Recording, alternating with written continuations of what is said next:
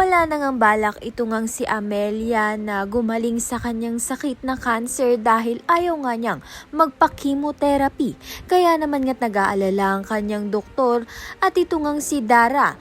May huling-hiling nga itong si Amelia. Gusto nga niyang maintindihan at matanggap nga siya ng kanyang apo na si Jenny bago pa nga siya mawala. Kaya naman nga't tuparin nga kaya ni Dara ang hiling nga nito ni Amelia at sabihin na nga kay Jenny ang katotohanan. Subalit ito ngang si Megan ay pinigilan nga ang kanyang ina na si Dara dahil hindi niya nga raw kailanman nga matatanggap ito ngang si Jenny bilang kanyang kapatid dahil nga buong buhay nga niya isang anak nga lang siyang binubuhay nito ni Dara at akala nga niya siya lang ang anak nito ni Dio.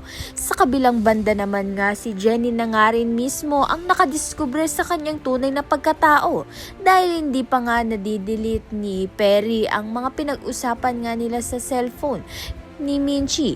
Kaya naman nga nabasa nga lahat ito ni Jenny. Tinanggap naman nga ni Jenny ang katotohanan, hindi niya tunay na ama itong si Perry. Subalit sabihin nga ba ni Perry ang tunay ama nito ni Jenny? Kaya naman nga't yan at iba pa ang dapat nating pakaabangan. Maraming salamat sa iyong panonood.